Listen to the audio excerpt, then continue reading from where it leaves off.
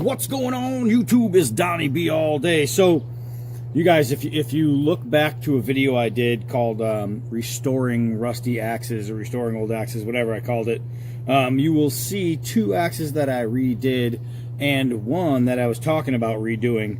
Now if you want to see what it looked like before I started taking out all the crap, you can go look at that video and see exactly what was there. But it was just full of wooden nails, and right here was all rusty, and right here was all rusty. What I did is I just did a couple test patches just to see what things are going to look like under there, and I want to get an eyeball on how it's going to appear. So this thing, I must say, is pretty cool. And I have a couple of ideas, like right here where that nail pull is. I was thinking about bringing it up, cutting that little piece out right there, or go all the way and make it bearded, even just a little piece right here and make it bearded. I have a couple things bouncing around in my head, or I might just leave it the way it is. It all depends. I was even thinking about narrowing this part down, but somebody talked me out of it, so I'm probably not going to do that. But you can see, let's see if we can get it in the light. Well, not see if we can get it in the light. The light's right here, so you can see how rusty this thing is, and I gave a pretty good shot of it in that last video. But here it all is, man. It's all one big hunk of rusted steel, and we are going to turn that big blunt object into an actual edge and make this thing into a pretty badass tomahawk. So this is where we're starting with it. I do have a nice piece of hickory already carved out, which is good. It's going to be very comfortable. And what I'm going to do is I'm going to have to trim this up like crazy, because this hole is nowhere near the size. This is a lot bigger, so there's no way that'll ever fit in there with and I mean everything. You could see I don't know, maybe you could see how wide that is compared to the hole. It's just way too big. So what I'd like to do is get it down about this far, and so I'm working with around 10 inches on the handle. Let me measure it. No, it's not 10 inches. So I'm going to work with 10 inches on the handle, somewhere in there, and that's where I'm gonna have this thing. So I got to do some carving on this. I might do some carving on this, but I'm gonna do a whole lot of and polishing it and finding the black underneath. I really like that, and I'm thinking that instead of going down too far right here and taking away the black, I might just leave the black. Right now it's so smooth. It's like running your finger over glass, and I really like seeing that black. So I might leave a little bit in there. I don't think I'm going to bring it all down to bare, but definitely needs an edge. This thing is squared. But that's it. That's the project. This is what we're starting with right here, and we'll see what it looks like when it's all done. Okie dokie, okie dokie. So a little axe update. Where we're at right here. Check this out. All that rust is gone. That edge. Woo, that edge is pretty fine right now. That's a nice sharp axe edge right there. Everything is looking good. As you'll notice, there is no more nail pull. I ended up giving it a square beard, a nice full strong beard right here, and that is going to do a few things. A, it's going to help out with weight distribution, and B, it just looks so much better now. If you remember, you could look 10 seconds ago, it went all the way to here, right? So there was steel all in there, right, with just a little wedge cut out right in this little area right here. All that was steel. It is no longer steel. I gave it a little swedging all the way around to make it nice and easy. I was thinking about possibly sharpening this. I might go back and do it. I think having this as an edge will help. I just finished up the natural edge. You'll notice there's no more chips. There was about 4 or 5 chips in there, and all the chips are gone.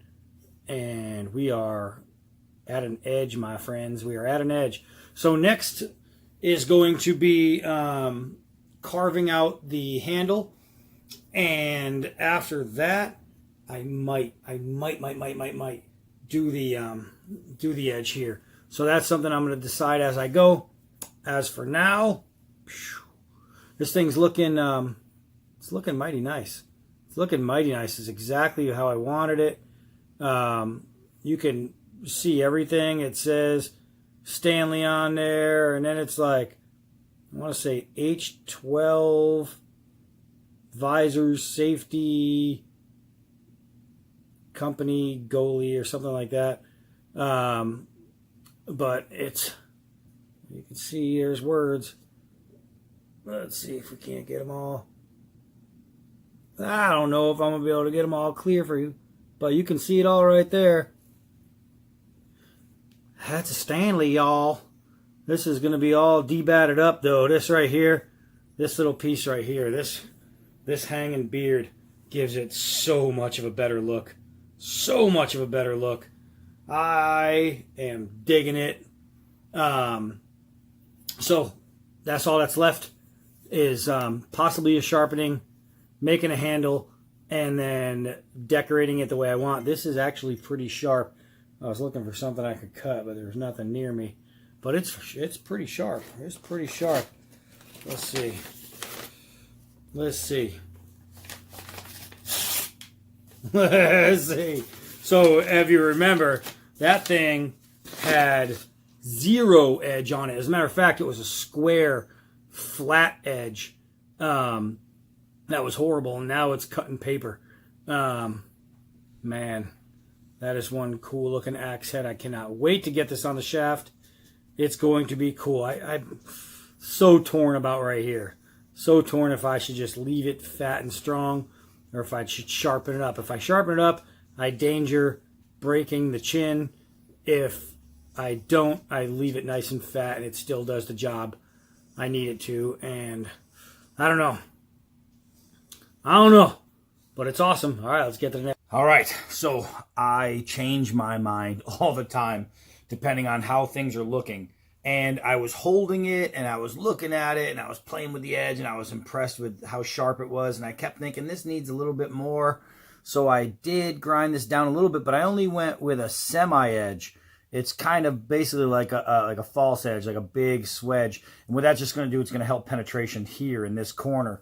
Now, one thing you will notice also is there was this big loop right here, right, on both sides. So I took that down, and look at this. That is a straight up Tomahawk profile now. It is looking great. I mean, I changed everything from here to here. This went like this. It came around, right? And then right here went like this. So you think about how much meat and how much weight was on there that didn't need to be. And so now when the handle is on there, that distribution is just going to be perfect. Let me see if I can get it to stay right there real quick. Oh, I'm a little crooked, but there you go. There's your balance right there. Before it wasn't like that. Before it wasn't like that at all. So now this thing just went from a good camp axe hatchet type thing to a fighting tomahawk like that. You got your war hammer now, boop, instead of a hammer. And I have a nice sharpened edge. And now I have a good swedge here. So all the way through, this thing is going to be striking nastiness. And just look at this shape now. Look at how it comes down, comes in, comes out. Man, that right there is beautiful. That is beautiful. So now it's about time to do the handle and then finishing touches.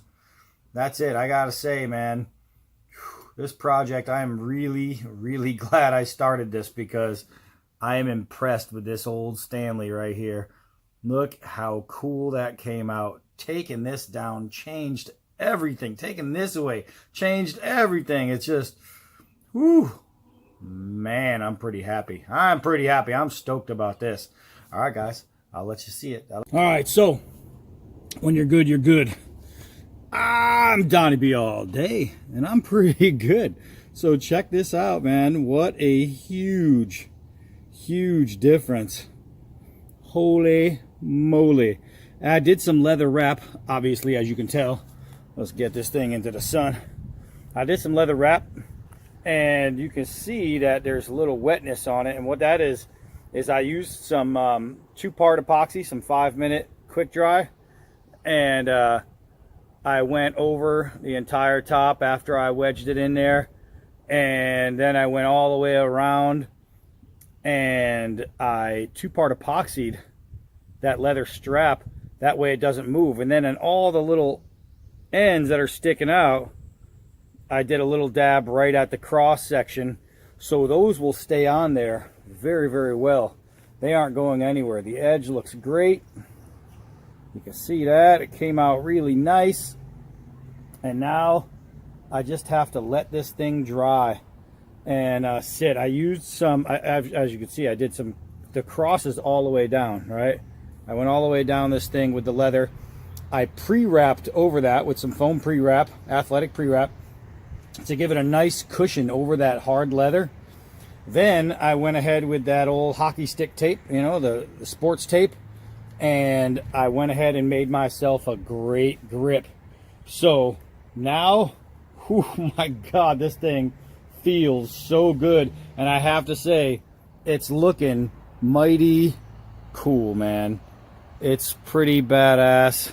I can't tell if I got a blur in there or not, guys. I got sunglasses on and I'm in the shade.